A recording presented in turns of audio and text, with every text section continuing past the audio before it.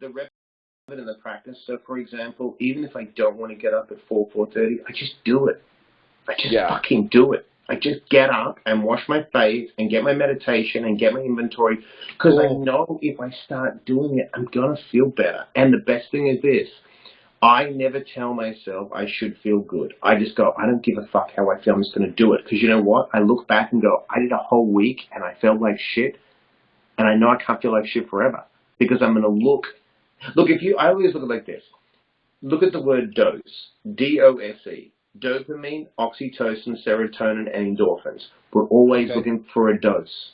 Yeah. Are we getting the dose empowering ways or disempowering? So, you talk to me, right? And I give you a dose of, say, endorphins. I give you a dose of dopamine because it feels good. The next time I call you, right, or text you, guess what? I anchored a dose, a good experience. Wow, man.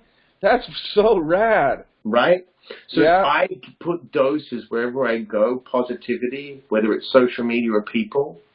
Anyone that sees me or I need something or whatever, they're like, Mike, I want to pick up the phone call to that guy. This guy always gives me a fucking dose.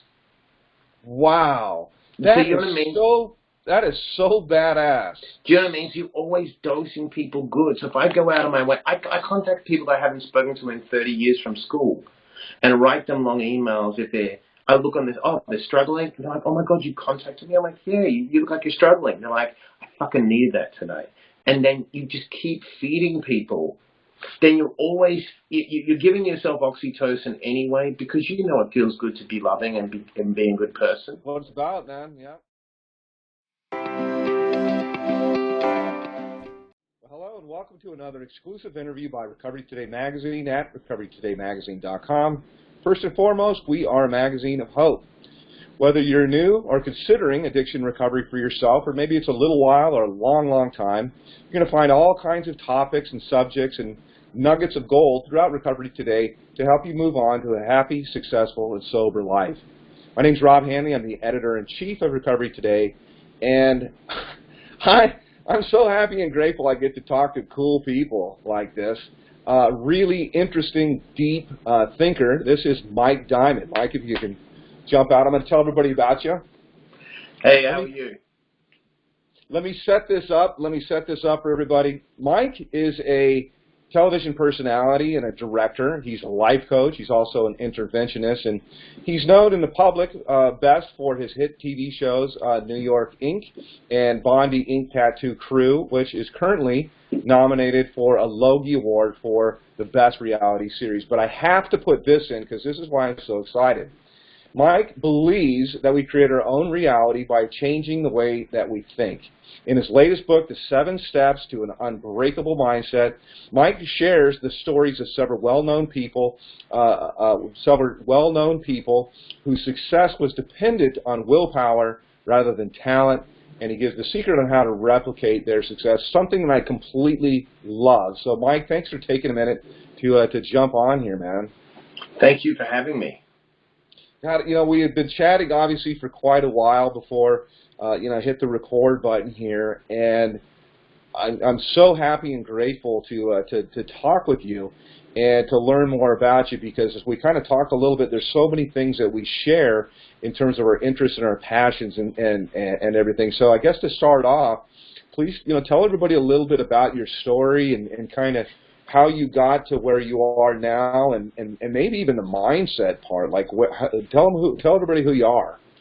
Well, I was born in Perth, Western Australia, and Perth is the most isolated capital city in the world. So this was pre-internet, where you could go, oh, I want to go live here, or let me YouTube something. It was all like I had to think greater than my environment. And I really had to have big dreams and a big vision to get out of a small town and a small town mentality. And I think, if you look at guys like Joe Dispenza, he's incredible. And he talks about that. You have to think greater than your environment. And I naturally, I was undiagnosed dyslexic, got kicked out of school at 16. I started using at 12, abusive parents, and, I didn't understand alcoholism or drug addiction, but I had an incredible work ethic. And I had a very simplistic mindset of like, if you can do it, and I looked at myself where I was, and I believed I could do it, I would just do the work. So now I talk about, direct mentors where someone could contact both of us. That would be a direct mentor.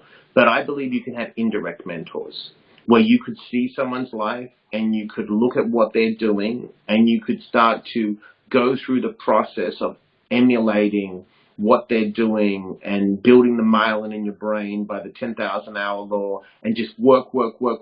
And like they say, Kobe talked about, going after, he made the NBA and then he realized, like, I got to go throw thousands and thousands of shots, in the high school gym he went to be able to be at that standard.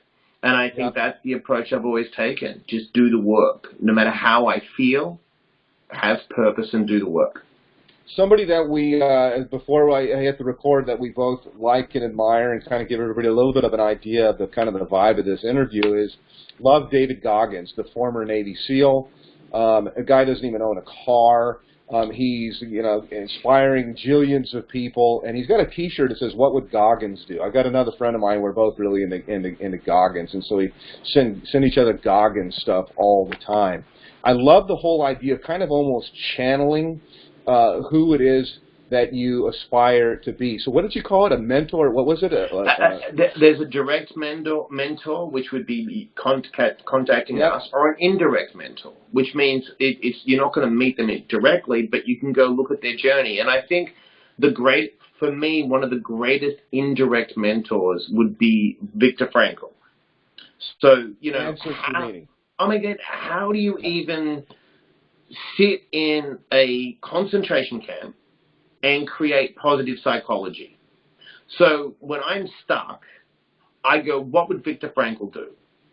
Do you know what I mean? Wow. Like, that's like, this guy was so next level. So I use the term, which I think it came from him, where so we all have trauma. You and I have trauma. But trauma is based on perspective, because we all see the world differently based on our reality. Yep. My reality is different to yours because we have a different past, and we all experience differently, just the way we are as human beings. So if I look at Viktor Frankl, and he is the perfect, prototype of post-traumatic growth. Mm-hmm. So if you go to the gym and you want to get fit, you have to stress. You have to stress the muscle somehow, right? So instead of post-traumatic stress, it's post-traumatic growth by reframing the experience through a different perspective. So cool. If I don't say this right now, I'm going to forget it. Right. So there was a TED Talk phenom. Her name is Kelly Mcgonigal. Wouldn't surprise me. Love her. So, in fact, I wanted at one time to have her in the magazine. Sometimes she will be. We just, But one of the things that's so cool is she was talking about, as a doctor, I think, or whatever, she's traveling around talking about how stress will take years off your life. Yep. And then she found out after 10 years, it took years off your life for those that thought that it took years off their life. Yep. For those that reframed it and thought, this will make me stronger, it actually made them stronger. So correct. I think all the time about, like, everything is how I reframe it and choose it overall to be. And stress is actually a good thing. So how about this? Didn't she write The Willpower Instinct? I don't know. I think it was I know who she is. I was inspired. So look at it like this: if something happens to me, like if I'm mistreated or you're mistreated, instead of going why me and worry about why it happened, say how can I grow? Everyone takes the why, right? The victim. But if you take Viktor Frankl and say, well, how can I grow from this experience? Concentration camp, yeah. Everything you go through in life, right, because what you focus on expands. Yeah. So if I'm always focusing on growth and I focus on solution, I'm not stuck in the problem. So every great inventor, if you look at the greatest inventors in the world, they weren't stuck on why this is going wrong. They're like, oh my God, how can I grow from this experience?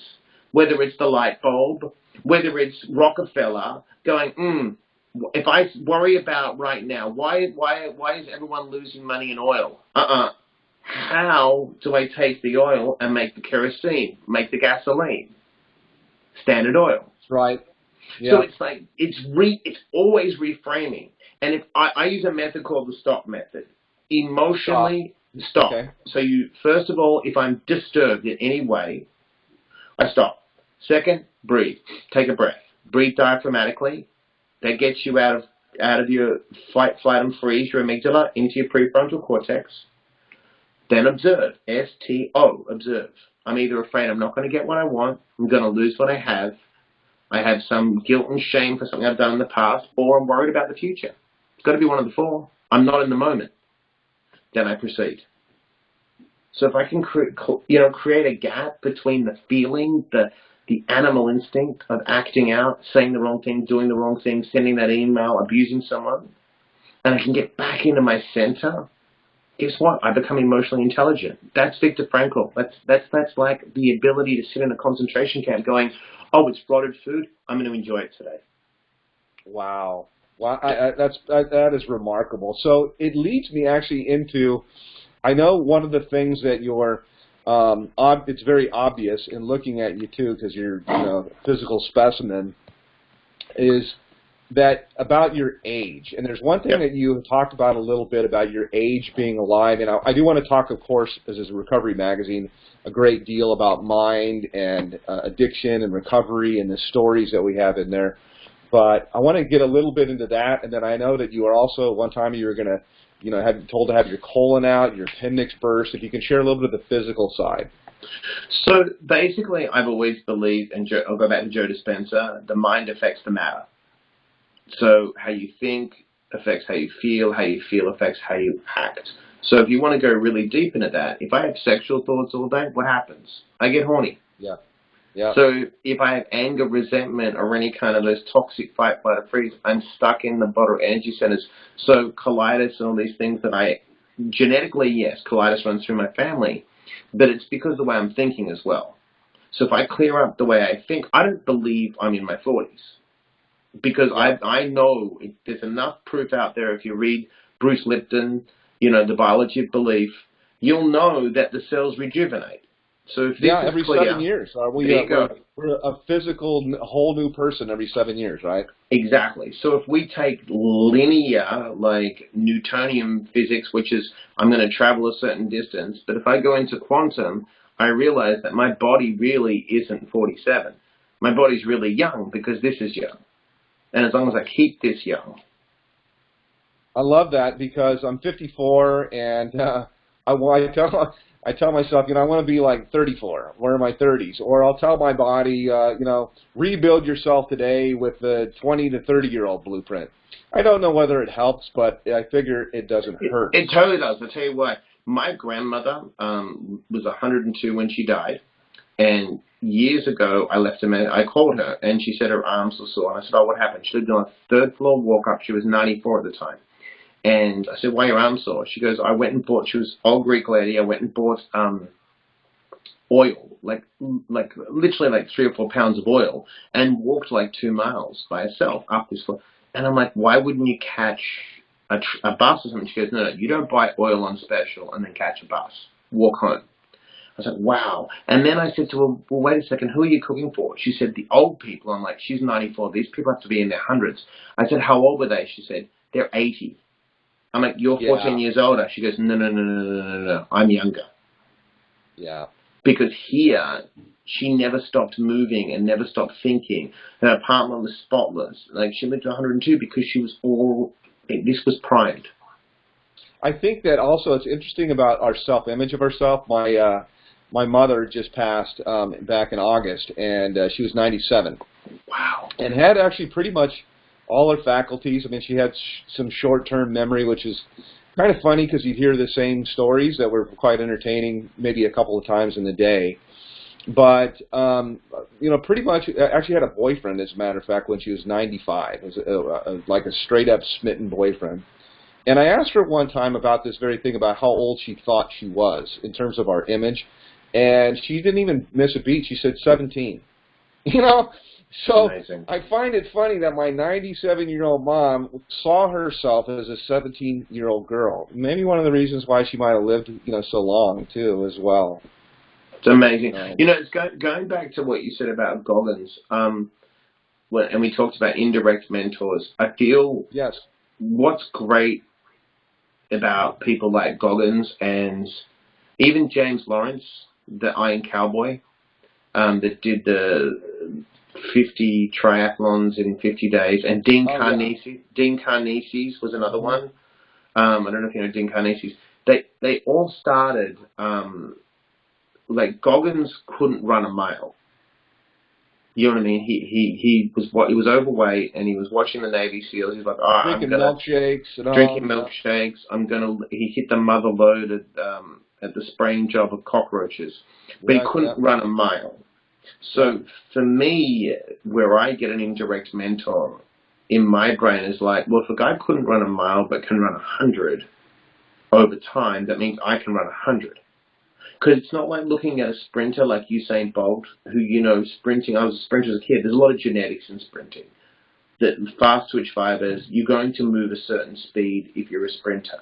But distance and stamina, you can build that. I mean, if you look at the Western States is a 100-mile race that was originally a horse race. And it was created when this guy said he could beat a horse over 100 miles. So it's like, and then if you look at the African tribes, the Kenyans, who are the greatest runners, they know that an antelope when it has to stop eventually because they don't sweat, right? So they pant. So they know if they track it for 200 miles, they'll eventually get the animal. So they can run 200 miles, these guys, to track food.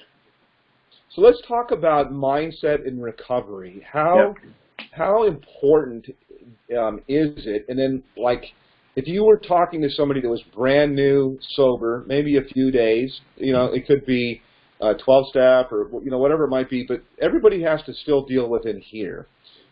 What would you talk about in terms of mindset or reframing your thinking from a recovery perspective? Well, I always believe that if someone says to me, "Oh, I'm using," and I'm like, okay, like we talked about a dose, right? We're getting a dose, DOSE, dopamine, oxytocin, serotonin, and endorphins. If you and I are making a disempowering choice, right, that there's a difference between coming home after working a shift and having a cocktail and doing what I used to do is blow an 8 ball of cocaine and drink all night and still work. There's a problem there. I shouldn't be able to function at that level. I shouldn't be able to consume that much drugs and alcohol and function. So there's a spiritual problem in my thinking. You know what I mean? So when you slow down and you start to look at thoughts, you first of all have to get out of a fixed mindset and more of a growth, flexible mindset, which is, I am this way. No, you're not this way. I've chosen to think this way. And that can offend some people because they're like, well, it's genetics. It's not genetics. There is genetic disposition, but it's also how you choose to think and how you choose to reframe your perspective. So if we are stuck or I'm making a disempowering choice, I have to look at that choice and I've got to figure out the driver of the choice. What is making me? Now, if you go deeper into that, you look at Maslow when he said, the hierarchy of needs. A person cannot become self-actualized unless they get the lower needs met, which are what? Food, shelter, security, safety, right? The basics. Yeah.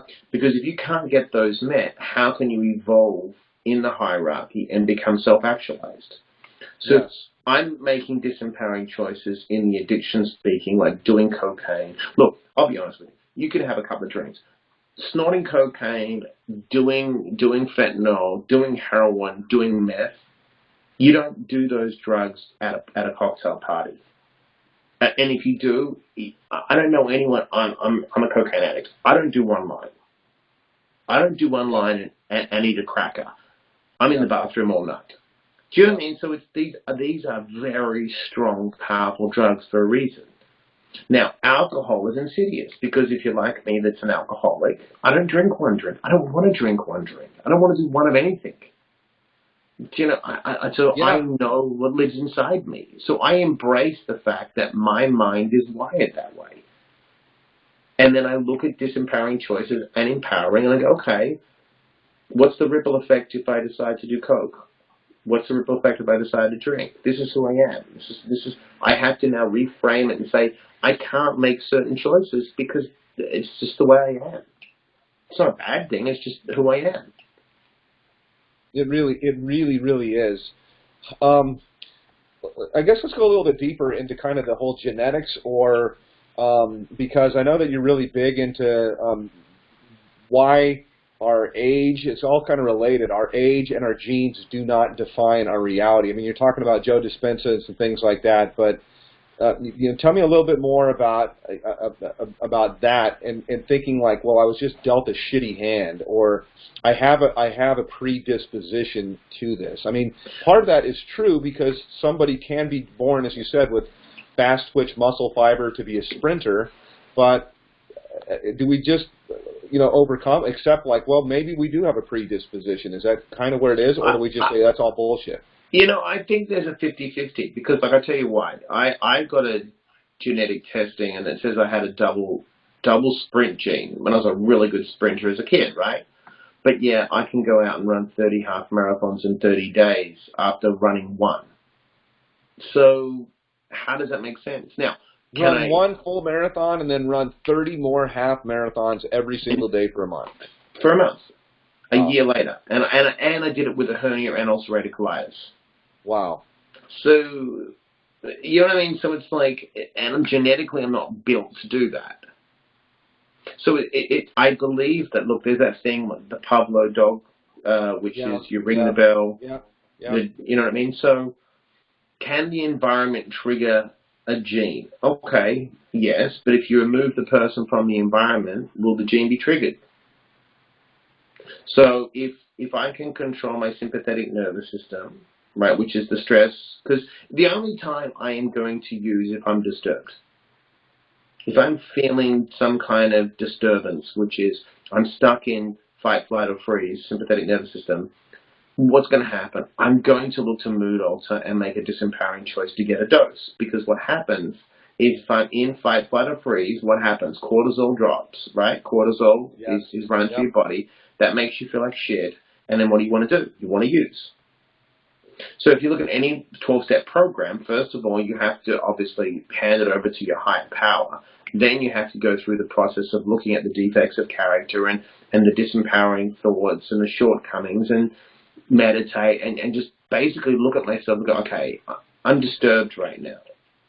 How do I get undisturbed? Because my usual thing is to drink and do drugs. Now, can I drink like a normal person? Yeah, for a period of time. But I look at more, what's the motivation of me drinking? Do I need to drink? No. Do I need to do coke anymore? No. Do I need to sit there and, eat junk food? No. So it's, do you know what I mean? For me, I just look at it. But how does willpower? How does willpower figure into that, or discipline, or somebody is saying, I want to be that disciplined, but I'm not. Like how? I mean, or well, if you want to get deeper into. If you want to get deeper into willpower, I think if you really looked at it, you have to have purpose and goals. You have to have drivers. And I'll tell you why. If someone wakes up in the morning and says, and be specific, right? So if they go, I just want to make enough money. And I'm like, to do what? They're like, so I'm not homeless. I'm like, okay, so that you want to avoid being homeless. They're like, yeah. I'm like, well, what's your towards goal? Like, I don't have one. I'm like, all right, so you just took a job so you won't be homeless. Where's that driving you forward? Where's the satisfaction? Where's the purpose? What's getting you up in the morning? You're not getting up in the morning. All you're trying to do is avoid being homeless. Do you know what I mean? Yeah. So if someone says, well, I want to avoid not drinking. Okay, that's great. So what do you want to do then? Because we know what you don't want, but if you just, I don't want, think about this. Two people get in a relationship. Is that more important then? Because we are driven by pleasure and pain. Correct. Is the I don't want merely for contrast that we can actually go to actually identify? Well, it must be something the opposite. If I don't want to be homeless, I mean, is that what? Well, here's the question. I think it's good to have both. I'll tell you why. If I can associate pain and regret for something I don't want, which would be me, I don't want to, Well, here's the thing. If I drink and do drugs, do I make empowering choices? Absolutely not. I don't. So I'm honest enough and take responsibility to say, if I drink and do cocaine, I'm a bit of an arsehole. Okay. So I have to associate massive regret and loss for consuming disempowering substances like that. To me. Someone else may get into it. Yeah, that sounds good. Right? So now, what do I want? Now, it's really good. You're in a relationship with someone, you're like, the person does this, the person does that, the person does this. So you blame everyone else. Well, what do I want? And what do I want to pull towards? So it comes down to rules and values. What are my values and what are my rules to the values? So, for example, two people are in a relationship, right? Maybe we're in a business relationship and we both have the word. I'll give you a perfect example. Scott Weiland and I owned a bar together. Back then, I valued fun. Fun to me back then was cocaine and drinking. Mm-hmm. Fun to me now is getting up, talking to you, meditating, going for a run. Same value, different rule. Very interesting. See, what do I value, but what's the rule to the value? It's like two people can be in a relationship, and they could be saying, person doesn't respect me. Well, what's your rule for respect? And they're like, I want the person to give me love and affection. You're like, okay. Then you speak to the other person, and you're like, that person doesn't respect me. You're like, it's interesting, you have the same value. What's your rule? Well, I buy them flowers, and they don't say they love the flowers. Then you ask the person, do you like flowers? You're like, I've never liked flowers. I don't need flowers. I need to be loved and respected in that way. So you see, it's tricky. So what am I valuing? And what are the principles and what are the rules behind those values? And if I can look at myself, sorry, go. I was going to say, it brought up one kind of question is, I was going to say, what are your thoughts on expectations? Because it is my belief that we are all either elated if our expectations are exceeded, and we're deflated if our expectations are not met. Like if I told you that you won $50 million in Powerball, and you'd get it next week, and the day before I told you, well, it's not 50 million, it's $1 million. I mean, you'd be elated originally, but now compared to, you'd say, well, it almost is a deflation. So what are your thoughts overall in expectations? Like, I tell myself sometimes, life is difficult, but it becomes easy when you accept that it's difficult, and then you make overall and adjust and make plans for it, and then it becomes easy. But it's kind of contrary to the whole thing about hoping for something, believing for something. Like, on one hand, I want to temper my expectations that something's going to be tough, but I want to have this mindset of, like, abundance and things are easy and so forth like that. Well, I like that. I always think it comes down to back to needs and wants, because someone could say, they could say, like, I didn't get what I wanted. I'm like, okay, well, let's look at those things. Do you really need it? Because like someone could be massively in debt, right, with a car, and you're like, well, you need transport. Do you need the BMW? Well, yeah, no. You want the BMW. So if I can come back and I think if we live within our means in a true sense, like, just recently everyone's buying toilet paper, 100 rolls of toilet paper. Yeah. You don't need 100 rolls of toilet paper. I have ulcerative colitis. I don't need 100 rolls of toilet paper. Do you know what I mean? Like, so if you look at the needs and wants, so if, for example, the Powerball. Why are they doing that, though? Is this just fear to jump off? Because we are doing this right now. It's the 13th of March, so 2 days after we're right in the midst of this corona pandemic. Why all of this fear and chaos? By the way. Well, I think people are afraid of the unknown. People don't like to blame, don't want to take responsibility. It's hard. Look, it's like anything. I think the good thing about life is this. I did a podcast the other day, and the guy asked me, do I regret anything from my past, having a rough upbringing emotionally, getting kicked out of school, being dyslexic? So I said, no, not at all. It's like, why? And I said, because it's taught me to be self-reliant. It's taught me to come inside and figure it out myself, because no one patted me on the back. No one told me it was going to be okay. No one kind of pumped my tires up. I had to do that myself. I had to figure out how to read. I had to figure out, because no one gave me any skills. So when I came to America with zero skills and zero education, because I got thrown out of school and I went to acting school and opened up businesses, I had to figure out if I lost money. Well, why did I lose money? I got to figure out how to manage my money. Do you know what I mean? So my first record deal, I gave my contract to my manager. He took all the money. Do you know some of the club deals I did, I had partners that embezzled the money. So then what do? That means I'll learn how to manage my money. I've got to learn some finance stuff. So, you know what I'm saying? So I think if I can come back to myself and say, okay, in this present moment, there's enough information to say that things may get shut down, or this may happen, or that may happen. Okay, I never live check by check. I don't think I just save my money. Because if I'm preparing for something, I do the work and I make sure that I have money put aside. Why? Because things like this happen. And I learned when I came to this country to put money aside because, you never know. I was in New York September 11th. We were stuck in Manhattan. The buildings were coming down. I had to figure it out. It wasn't like in Manhattan when September 11th happened, the landlords were saying, hey, you don't have to pay rent. You still have to pay rent. You still have to figure stuff out. Do you know what I mean? So yep. I think we need to take responsibility and say, okay, I'm feeling these feelings, I'm having these thoughts, I'm making these choices, and ask myself, why? Why am I making these choices? What is the motivation behind? Look, if you look like this, if someone tomorrow gets up in the morning and goes out and shoots a bunch of people, okay, just decides to do that, and they just go, that was just a random thing. Really? That person just got up, felt disturbed, and felt the choice he would make at that point was to grab a gun and shoot people. He didn't think of calling anyone. He didn't think of watching something positive. Do you know what I mean? And even if he had a mental health issue, there's always a driver.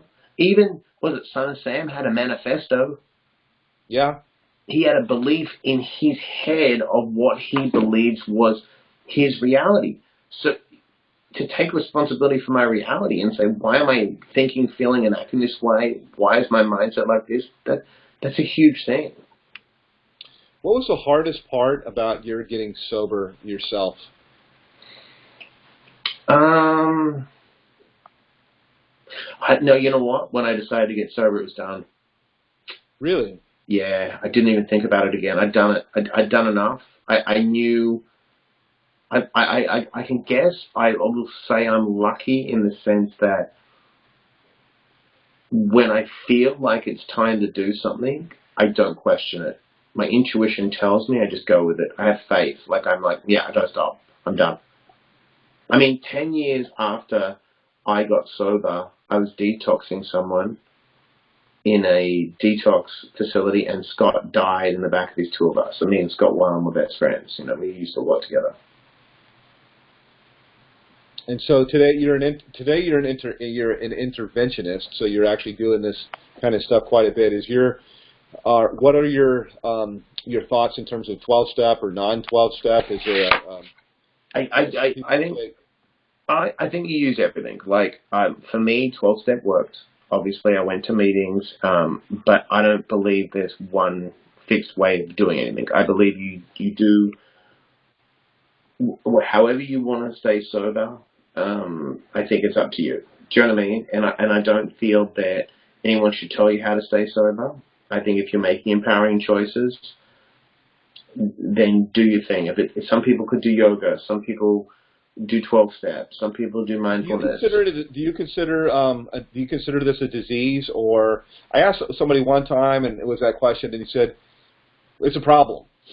Whatever. But what's your? Do you feel like there's either a genetic predisposition, or we've talked a lot about our mind recreating our body, physicality, and things like that. Do you feel like this is an actual disease, an incurable disease, or and maybe even your opinions evolve over time too? It's weird. I don't like the word incurable personally. Yeah. I don't like to I just think there's so much information now about incurable or not incurable. I don't. For me, I feel that if you do have, I have the gene to drink and do drugs, and I make disempowering choices, I have to do spiritual work.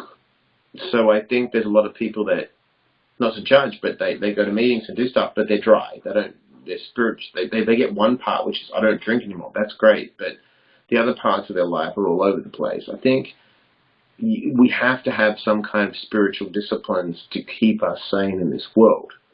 And I think there's a quote that comes up for me, even as I asked you the question, that is, this is a disease that tells you that you don't have a disease. It's very good. You know? It's true. And I mean, do you kind of agree with that kind of a thing, that like it can be a long time and it tells you that you're fine now, you know? Yeah, and I think, yes, I do agree with that. I think it's a really, yeah, I just think everyone's rock bottom is different. I think for me, it was a spiritual one. I just knew I was done. I think, some people Is that the cornerstone of your own sobriety then, the spiritual side? I think so. I think that if you don't hit a spiritual rock bottom and you don't kind of look at yourself and say, okay, this ain't going to change unless I change. And I think it's all mindset driven. I think it's all perspective driven, because what I get offended to, you may not. There's a great story that I like to tell people. It's like there's two kids and they're living in an apartment in the inner city. And they're both 7 years old, and the dad hears the neighbor and he's making a noise. So he goes, hey man, can you quiet it down? They get in an argument. He goes back, he gets a shotgun, he kills the guy. So now the boys are put into the foster system.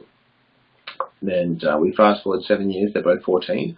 One is killing it, making good choices. The other one, his bad choices, gets in an argument with his foster sibling, stabs him to death. They fast forward 10 years, they're both 24. One's in jail, multiple life sentences. The other one, Ivy League college. They sit them both down. They're like, the kid in jail, why did you make these choices? He said, do you know who my dad was? What choice did I have? That's fair, They interviewed the other kid thinking, well, how did this kid become a success? His response was, do you know who my dad was? What choice did I have? So, you know what I mean? Different perspective. I have no choice. I've got to make something of my life. I have no choice. I'm just going to make bad choices. So that is so interesting that you would say that phrase, I had no choice. There is a guy that I saw on Tom Bilyeu, probably just mispronounced his name. Yeah, from Impact Theory. Impact Theory, yeah. And it was a great interview. I actually reached out to him, so probably will again. And he was talking, first, a couple of things that struck me. I sent this to the snippet that sent his interview to several people. One was that we have negative thoughts all the time, and they happen. They're not going to go away. But there's also a little bit about how to stop thinking, which I've become more skilled at through Eckhart Tolle and kind of practicing the whole part of really not actually having a thought. But the first part that I liked was this guy saying, don't speak negative things. Don't say anything. So he's a football coach or a consultant, and they train people. Don't talk about it's a hot day. Don't, nothing, because it does something overall in our brain. But the other part to get to was that we don't have a choice. He was talking about some basketball player that has played very old, and he said, well, I don't have a choice. So in contrast, we have all of these choices. We can choose. We're free to choose whatever we like. But the reframing that, and it probably comes down to a purpose and some kind of a goal, what do you want? But once you identify that, it's I don't have a choice. You told me you read a book a week. I would assume that you probably think to yourself, well, I don't have a choice. I have to stay up on stuff. I mean, what are your thoughts on the positive side of I don't have a choice? Well, I like that, because I looked at it as putting yourself in a position of I don't have a choice. I look like this. I like this saying, successful people do the work no matter how they feel. Unsuccessful people only do the work when they feel good or feel right. What happens if you never feel good or you never feel right? Mm-hmm. So if you fall in love with process, which is purpose, not passion, and it's I've got no choice. If I want to be a success, okay, if I'm sitting here right now and I want to close the gap to where you are and you're in Seattle, I have to make a choice. to travel a certain way. Then I have multiple choices to get there. Okay? Say they shut it down and I can't fly, I can drive. Maybe I ride a bike. There's choices, right? So if I say I have no choice but to succeed, right? Or I have no choice but to make empowering choices, that puts my back against the wall and I take full responsibility of my life. Don't you got to first believe that you can, though? Don't you have to have, I mean, it comes around to when we talk about hope. Like, I'm wondering, like, what about the person that feels like they're hopeless or like, well, what do you want? Nothing. Like, I mean, you got to first believe that you could get here. I think this is a good thing. I think this day and age, with the amount of information in the world, you don't have to think greater than your environment like I did. Like, there was no way I should have got out of Perth. Most isolated capital city in the world, you know, just a lot of negativity, abuse, drug addiction, like lack of ability. There was no information. It wasn't like the internet. Now you can get an indirect mentor. You can look at someone else's life and you could go and read books and you could go on YouTube and watch podcasts all day and you can watch people that are honest about their story that have started with nothing and done the work. And you can start to put together a blueprint. And look, it's not about resources. It's about being resourceful. There's an incredible story about a guy called Emil Zepepek, right? So back in, I think it was the 50s, he wanted to run, and he wasn't a great runner, and he was in a part of Russia, it was freezing cold, so what he would do is put bath towels in his bathtub and wet them and run in the bathtub, like a treadmill, for hours. And he had to ride a bike 220 miles through the snow to qualify to run in this race. And people are like, this guy's nobody. How's he going to get there? He rode his bike, and it was the 10,000 and 5,000 meters, and won both races after riding through the night. Then he qualified. Yeah, it's amazing. He's one of the greatest runners of all time. And then no one really knows him. And then he qualified to run in the marathon, but he'd never run a marathon. So he literally carved out a block. You never had run a marathon? No. He carved out a block around where he lived and would run. True story, would run in the snow with boots on. And he ran against the Olympic champion in England. And he took off. And the Olympic, he was talking to the Olympic champion. He's like, you know, and we're running fast enough? And the guy goes, no, you got to run faster. So he took off. And the other guy couldn't catch him. And he broke a world record. And you know the one thing he didn't do? It was a beautiful thing. He said, I never changed how I trained. So it was that thing that when people say, I can't lose weight, well, that's not true. Go for a walk, cut down on the carbs, you know what I mean, on the sugars, do some push-ups, do some squats on the spot. Like, don't just use what you have in the moment to get unstuck. Go online and watch someone like Goggins. Watch someone inspiring. And they started with nothing most of the time. I mean, what do you say to the person that actually tells you that they're depressed, that they have depression? Well, I believe depression's a real thing, and I believe that you've got to get moving if you're depressed, because a depressed I don't think I've ever seen a depressed person sprinting or running with their head up and moving and like you know what I mean. If you're depressed, you need to move. You need to breathe some air and move. You need to get active. You need to go out. You need to go for a walk. You need to get some good food in you. You know what I mean? You spike those endorphins. You need to spike the dopamine receptors, but you can't do it sitting down. Watching TV all day and video games and eating junk food is going to make you feel really bad. But I do believe there is genetic things with depression. Absolutely. If you've got like bipolar disorder or something, you know, you can go through massive spells of depression. Absolutely. I tend to think that ADD and anxiety and depression, this is just my own belief, I think that it's all really, and addiction for that matter, OCD even, I think that it actually is all very intertwined. It's possibly the same kind of thing, really. Yeah, so absolutely. That leads me into actually the title of your book, which I love the title. I love things that are like tangible, 7 steps, the 3 keys, things like that. So the 7 steps to an unbreakable mindset, it immediately attracted me because I think, yeah, I want an unbreakable mindset. First of all, I guess I would define, like, what is an unbreakable mindset? How does somebody know and or aspire to get an unbreakable mindset? Okay, an unbreakable mindset is, I use the image of a palm tree when you see a palm tree in a hurricane, a palm tree learns to bend. It never breaks. You become flexible.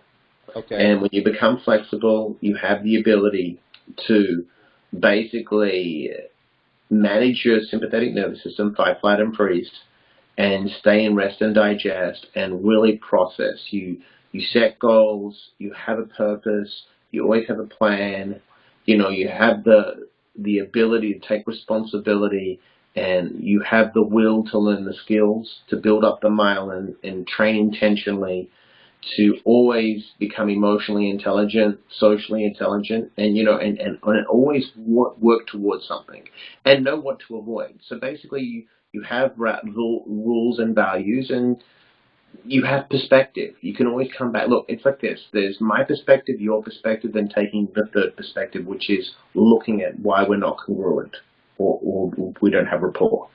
And that takes a lot because most people stay in first person. Yeah. Instead of going, well, what would motivate you? Forget me. What is your... Because our maps of reality are different. And sometimes we need to improve our maps. We need to gather more information and look at the other person's perspective and go, I don't have rapport with this person because I'm taking myself too personal, or maybe it's usually a mismatch of rules and values. I love, like I said again. I love the word unbreakable. I actually love that movie with Bruce Willis, as a matter of fact. Great movie. Great movie.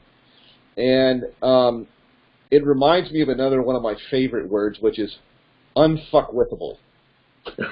Great. That I like the idea that you develop this mindset that even if you fuck with me, like I'm still gonna. Or even the whole thing like knock down 5 times, get up 6 type of a thing. Yeah. And it brings up, actually, as I shared with you a little bit, even before we had hit the record button here, a little bit about fear today, specifically, like I said, kind of, in March. And it's really weird because, like, suddenly I feel like, especially where I live in Seattle, the epicenter of all of this kind of stuff, like, only 3 weeks ago, it was like the economy's kicking ass. Like the Dow was going to hit 30,000. Like all of these indicators that there's things to be hopeful for and stuff like that. And then through external forces, all of a sudden, when I was on a big rant, about this real or not real, and it's more important and stuff like that. But the truth is, like, everything's just like stop. Scary, man. Like, What are your thoughts to maybe some of the things that you shared with me? Because I said, like, I have a hard time with this because the last recession at the end was not kind, and somebody's been prone to depression, and it's like I'm thinking, fuck, what are we gonna do? Like, can you share some of the things maybe that you told me? Well, whenever we've got to get quiet, and I told you that you've got to breathe, you've got to meditate, you've got to slow down. We need to slow everything down, because when we're ruminating and when we're thinking, we're not thinking with any kind of possibility. There's no hope there. It's just like, I'm going to lose everything, and you're frantic. So if you slow down and you breathe, and like we talked about Wim Hof, and you just get centered again. And I like to use this method where, like I was telling you, but there's 3 things. It's just information, become curious, and take nothing personal. So if something happens, it's information. You're receiving information, whether it's we're being bombarded on the news, they're closing Europe, all this kind of, it's just information. Okay. It is, right? Now, if I have a thought, that gives information to my emotions, right? Because thought, feeling, action, right? And if you want to get technical, it's thoughts and neurotransmitters, the emotions and neuropeptides. They produce neuropeptides. So it's just information. There's a lot of information going on, right? Become interested. Yeah. Just become interested. This is interesting. You know what I mean? Wow. From a curious perspective. Yeah.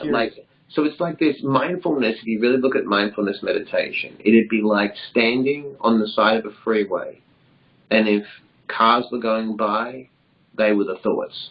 You watch the thoughts go by. Now, the more as almost like a scientist or an observer in a laboratory looking at what's going on. Is that right? That's exactly right. So then what happens is you get a better perspective. Why? Because you're not caught up in emotion. Because why? You don't take it personal. So it's like when I told you about the lawsuit. If someone serves me with a lawsuit to do something and I'm innocent, instead of worrying about why would someone do that, there's no solution in the why. It's like, how can I grow from this experience? This is not the first time there's been an economy, right, that crashes or something happens. So when you look at Warren Buffett, right, or you look at this 24 hours in the day, you have 24, I have 24. What are you doing with those 24 hours? How are you spending your time? There's opportunity in everything. That's why they say, what do? You buy when it's down, you sell when it's up, right? The housing market crashed. We all saw it crash. But then what happened? Some people bounced back. I remember watching a real estate agent say that he lost a $100 million business, and he said, well, this is what I do. So he went out, knocked on 100 doors a day, asked people who want to sell their house, and that's how he rebuilt his business. So it's like, look, there's a difference. We're all faced with it. It's not like this is, like a racist thing or this. No, we're all dealing with this one problem, which is the coronavirus, right? Which is affecting everyone for travel, importing, exporting. Okay, so if we're all faced with it, how am I going to solve this problem? Like, I've got to travel to New York at the end of the month. Probably can't do it. Okay, so is it going to cost me money? Yeah, because I've got some coaching gigs and some speaking gigs. All right, but they stopped the NBA. They're stopping, like, this is more than just me. I can't take it personal. Everyone's affected. Do you know what I mean? So it's like, I've got to step back from that and say, well, we're all affected, but now how can I move forward? One of my favorite authors, I'll insert this in here, in a book I really, really loved, by the way. I'd recommend anybody to get it. It's actually, the author's, his name is Bob Goff, Goff. Okay. And his book is called Love Does. It's a Christian book, but it's also kind of like these funny little stories about himself. And the reason I find it relevant to what we're talking about right now is this guy is like jovial all the time. And he's done some really hairy shit. Like, he's gone to Africa, he's seen people lit on fire, he's been shot at multiple times and things like that. He's really done some stuff, but he's like this, almost like this Santa Claus, this kind of a guy. And when I think about who I want to become, and by the way, as I said before we started, you embody a lot of the things that I resonate with and I want to adopt further. But there's also, what Bob has is this healthy optimism, a curiosity that I wonder how this is going to turn out. However, it's like watching a movie knowing that there's going to be a happy ending, and so some bad shit will happen. Yeah. And then he's like, like, this is going to be, as it's a story of your life, I wonder how this will be really, not just knowing that things are going to turn out, but coming back really to this curiosity, like, this is really getting good now. Like, I'm wondering how this is going to turn out. Like, I'm waiting bated breath for, I know it's going to be good or different. It might surprise me. I mean, what are your thoughts on kind of this healthy optimism of, like... I love that, because that's like post-traumatic growth. So I don't, it's like Viktor Frankl, or again, like, if I just sit in it long enough, there'll be options to reveal itself. I mean, I don't feel that, look, there's a lot of people that talk negatively about, say, Jeff Bezos doesn't pay his taxes, all right, or whatever it is. But if you look at how he started Amazon, I mean, it's pretty impressive. I mean, I don't know what he does now, but he started with nothing, and he was sending packages out himself. You know, if you look at people like Richard Branson, if you look at like how FedEx started, like anyone that succeeds, you know, they have this ability to weather the storm. And I think that the problem is in life now, and I think this is where kids get a disservice, is I don't believe in a participation award. You know, when I was a kid and I was a sprinter, it was top 3. You didn't get top 3. You didn't get a medal. You didn't get a pat on the back. That means the other kids are faster than you. Yeah. Do you know what I mean? Like, and I think it gives people a disservice, because if you look at it like this, right? So, say you and I were really good at school and we went to, we got into Harvard, okay? First year Harvard. Doesn't mean anything. We got in. That's like, you got drafted in the NBA or you got drafted in the NFL. And even if you won the Heisman, so what? you got drafted, right? Okay, now you've got to kind of get through college, or sorry, if you're at Harvard, you've got to get through college, and then after college, you've got to get a career. So you're always growing and building. So I think people have this thing like there's these magic beanstalk, or there's a goose that lays golden eggs. It's work. Yeah. I mean, it's just work. It's. I don't take it personal because it's just. If I want to be a success and I want to be healthy, at the end of the day, they interviewed all those people when they were in their 90s, and they said, "What do you regret?" They're like, "The things we didn't do." The things that we didn't do. Yes. Yeah. I think part of it is the whole thing, like, I should arrive, I should be there, and then you're never going to arrive. Thing, like, I'm going to have to start all over again, or something like that. You know what I like to tell people, and it really hits them home?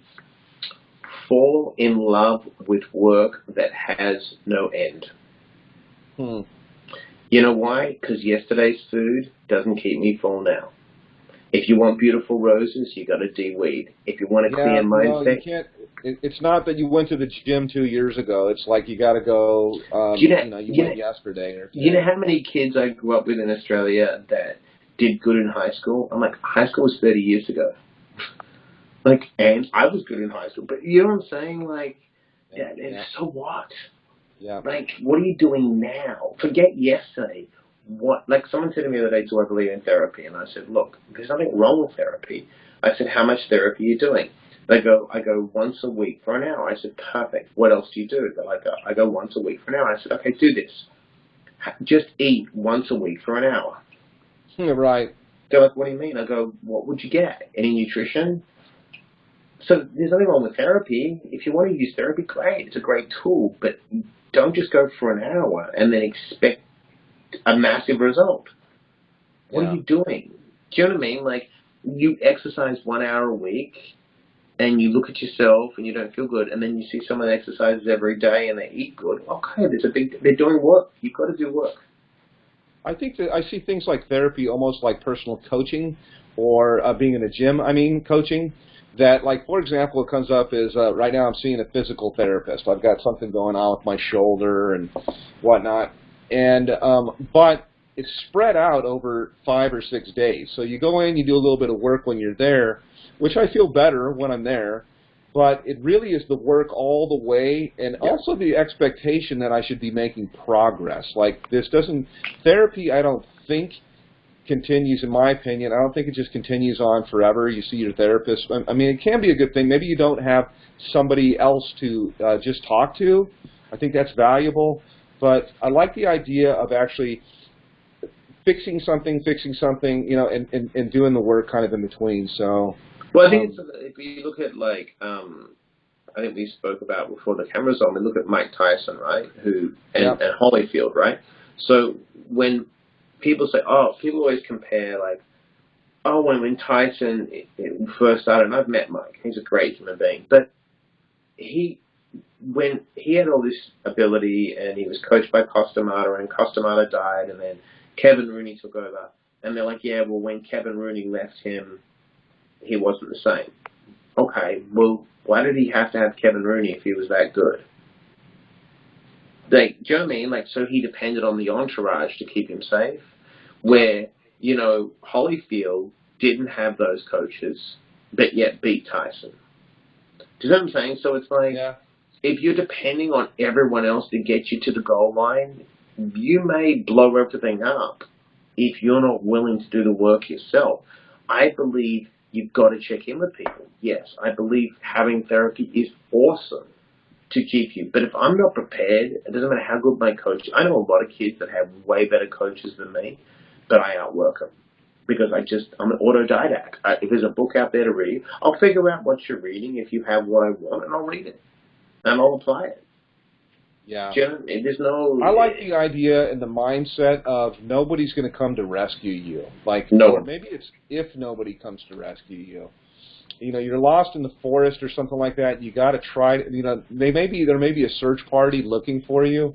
But what if they don't find you? Like, you have to have some kind of a plan. Like, what am I going to do right now for myself to get myself out of this situation? And I think even in just taking steps mentally, keeping in motion, I think it helps quite a bit. So I think I that love is that. the ability, to take responsibility for, look, these are my thoughts, and these thoughts are going to bring feelings and emotions, and if I can get enough information, like I say, from indirect mentors that are like Viktor Frankl or Goggins or people that are successful on their own account, that inspires you to like, all right, these people can figure it out. Goggins is not a gifted person. He just outworks everyone.